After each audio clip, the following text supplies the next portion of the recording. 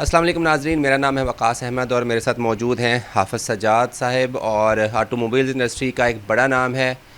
आजकल जो गाड़ियों की कीमतों में कमी के हवाले से बहुत सारी बातें की जा रही हैं। इनसे हम ये भी पूछेंगे क्या ऐसा मुमकिन है ये जो नई ऑटो पॉलिसी गवर्नमेंट लॉन्च करने जा रही है, इससे एंड यूज़र को, जो आम शहरी को कितना फ़ायदा हो सकता है। ये सारे सवालात हम हाफ़िज़ साहब से आज करेंगे।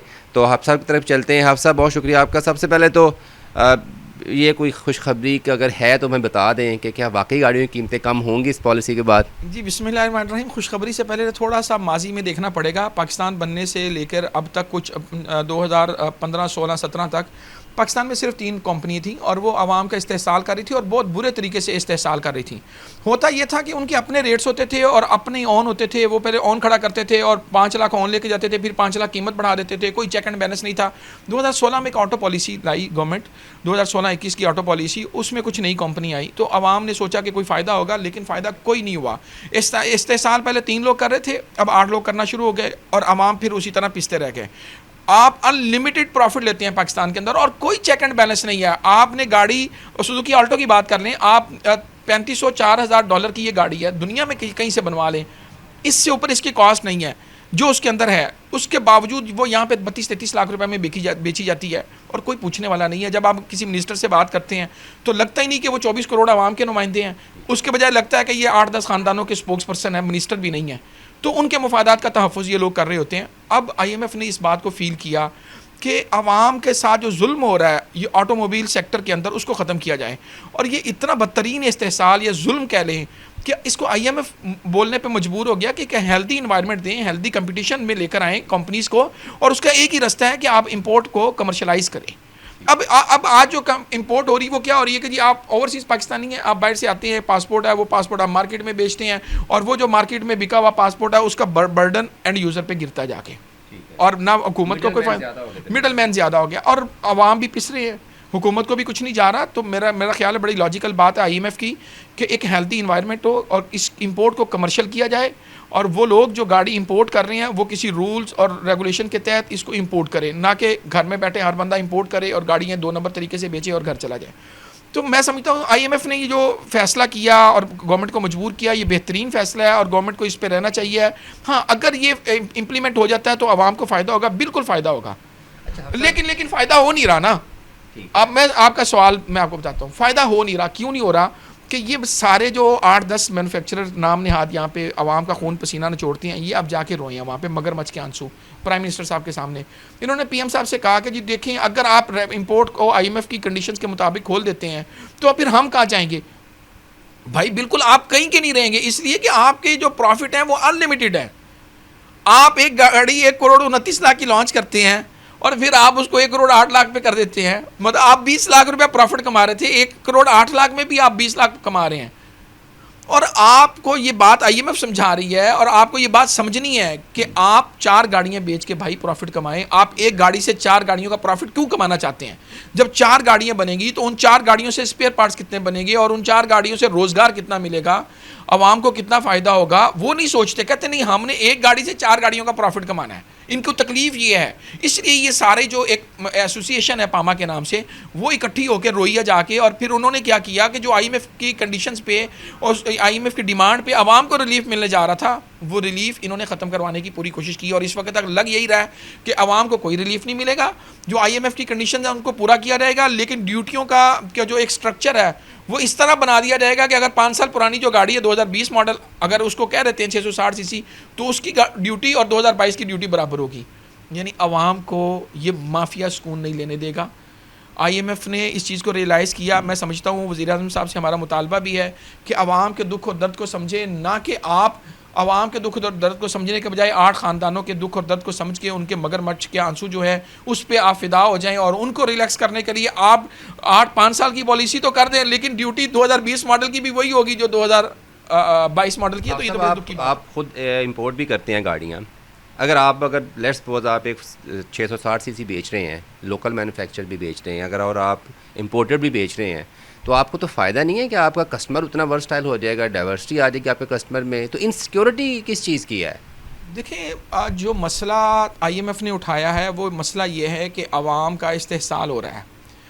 ये चंद 5 7 8 कंपनी आवाम का इस्तेसाल कर रही हैं। इस इस्तेसाल को ख़त्म करने के लिए हेल्दी कंपटीशन लॉन्च किया जाए, और उसकी एक ही सूरत है कि पाकिस्तान में से जो बाहर जो गाड़ियाँ आ रही हैं उनकी कमर्शियल इंपोर्ट को खोला जाए। और सारी दुनिया में खुली हुई है इंपोर्ट, सिर्फ यहाँ पे ये चंद ख़ानदान है जो जाते हैं। आप बताएं, इसमें इतने मतलब बड़े बड़े मगरमच्छ हैं कि उनकी एक्सेस है, वो सुबह फ़ोन करते हैं, शाम को उनको अपॉइंटमेंट मिल जाती है PM हाउस से। वो जाके कहते हैं कि जी आप कर देंगे तो ये होगा। भाई आपने कसम खाई हुई है कि आपने 4 गाड़ियों का मुनाफा एक गाड़ी से लेना है, ये कोई अक्लमंदी है? आप आवाम को इस तरह से बेवकूफ़ बनाना चाहते हैं और इसी तरह इस्तेसाल करके आप प्रॉफिट कमाना चाहते हैं। खुदा का खौफ करें और आवाम को सुख का सांस लेने दें। जब 4 गाड़ियाँ बनेगी, उन 4 गाड़ियों के पार्ट्स बनेंगे, फिर भी आपके पास पैसे आने। आपकी बात बड़ी अच्छी है, लेकिन ये करने नहीं दे रहे, और नहीं लग रहा कि हुकूमत को इसमें सिंसियर हो कि आवाम को कोई फ़ायदा देगी। जो नज़र आ रहा है वो यही है कि IMF के मुतालबे पे जो ओल्ड गाड़ी है 3 साल की, उसको 5 साल कर दिया जाएगा, लेकिन ड्यूटी को रिस्ट्रिक्ट कर दिया जाएगा 2022 पे, और 5 साल के अंदर आवाम को कोई रिलीफ का ख्वाब दिखाया जाएगा। लग तो यही रहा आज तक। अच्छा, लेकिन IMF तो जैसे आपने बात की कि वो तो ये भी कह रहा है ना कि ड्यूटीज़ भी आपने उसी हिसाब से कम करनी है। तो आपकी बात बिल्कुल सही है कि गवर्नमेंट समझती है कि इनकी भी ज़रूरत है, पामा की भी, लेकिन गवर्नमेंट को IMF की भी ज़रूरत है ना। सर देखें, IMF की ज़रूरत नहीं है। IMF बात कर रही है इस्तेहसाल की, और IMF वो होता देख रही है जो लोगों के साथ हो रहा है। एक गाड़ी के अंदर मैं आपको बता रहा हूँ $4000 की गाड़ी है, और उसको आप बेच रहे हैं 32-33 लाख रुपए में। $10,000 की भी नहीं, आप बल्कि $12,000 की उसको बेच रहे हैं। 280 का डॉलर है। तो आप इस्तेहसाल को ख़त्म नहीं करना चाहते। अब ये जो पामा है, पाकिस्तान ऑटोमोबाइल जो एसोसिएशन है, वो क्या कर रही है, वो चली गई है PM साहब के पास, और उन्होंने PM साहब से यही कहा है कि आप इस तरह करेंगे तो हम कहाँ जाएंगे। इनको समझ नहीं आ रही कि आपकी गाड़ियाँ बिकनी हैं, आपके पार्ट्स बिकने हैं। आप हेल्दी कंपटीशन में आए। भाई आप $4000 की गाड़ी $12,000 में बेच रहे हैं, को खुदा का खौफ करें। $4000 की इन्वेस्टमेंट पे आपका $1000 बनता है, $1500 बनता है। 20% कमा लें यार।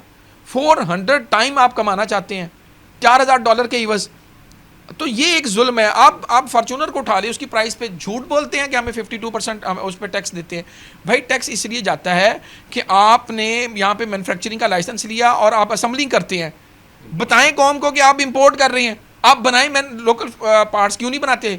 आप जब 40 साल से इस कौम को बेवकूफ़ बना रहे हैं, टोयोटा वाले, होंडा वाले, तो क्यों नहीं करते ये यहाँ पे मैन्युफैक्चरिंग क्यों नहीं शुरू करते? आप इंपोर्ट का बिल आप सिर्फ क्यों? आपको पता है यहाँ पे कोई कंपटीशन नहीं है और अवाम बिल्कुल यहाँ पे बेयारो मददगार है, तो इसलिए आप अपना रेट निकालते हैं, इंपोर्ट करते हैं, नट बोल्ट जोड़ते हैं और बेनिफिट्स आप लेते हैं एक्सपोर्टर के, मैन्युफैक्चरर के, और करते सारा आप इंपोर्ट हैं। अच्छा, लेकिन उनको भी तो एक कंसर्न है ना कि अगर हम इंपोर्ट कमर्शियल ओपन हो जाएगी तो फिर हमारी गाड़ियाँ कोई नहीं लेता। देखिए बात सुने, अगर ये सही काम कर रहे हो तो इंपोर्ट खोलने की ज़रूरत क्या है? अगर इधर मैन्युफैक्चरिंग ही नहीं हो रही तो इंपोर्ट ही करना है ना। आप पार्ट्स में कर लें या CBU कर लें, तो इंपोर्ट ही रहा है।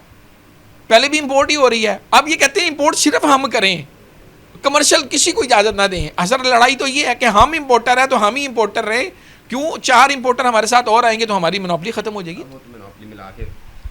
आपने शुरू में बात की, मैंने भी आपसे पूछा था कि कोई खुशखबरी, कोई उम्मीद है पॉजिटिव। हाँ, तो आपने भी कहा कि IMF की कोशिश कर रहा है। जैसे IMF का जो प्रपोज़ल है, अगर वो कुछ टाइम के लिए फॉर टाइम बीइंग अगर वो इम्प्लीमेंट होता है तो बेसिकली प्राइस में कितनी डेप्रिसिएशन होगी? हाँ जी, मैं आपको बताता हूँ। देखें, अगर IMF की कंडीशंस को मान लिया जाता है और 5 साल में रिलीफ देने की बात की जाती है, तो 5 साल बाद एक अच्छा खासा रिलीफ होगा।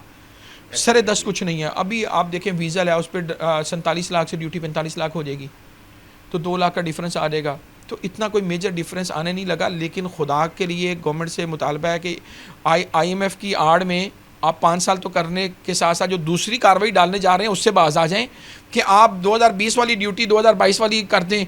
तो वो आवाम को बेवकूफ़ बनाने वाली बात है। मैं नहीं समझता कि उससे कोई फ़ायदा होगा। अगर तो इन्होंने IMF की शर्त को मान लिया और सिर्फ ड्यूटी ना बढ़ाएं ना कम करें, तो आवाम बड़े अच्छे जा रहे हैं, गुजारा मजारा हो रहा है। लेकिन अगर आप IMF की आड़ में अपनी शर्तों को और ड्यूटीज़ को इस तरह ले जाते हैं, बढ़ाते हैं, जो कि आज तक की प्रपोजल है पामा के मुतालबे पे, वो तो बड़ी ख़तरनाक सिचुएशन है, अलार्मिंग सिचुएशन है, और आवाम और पिस जाएंगे, फ़ायदा कोई नहीं होगा।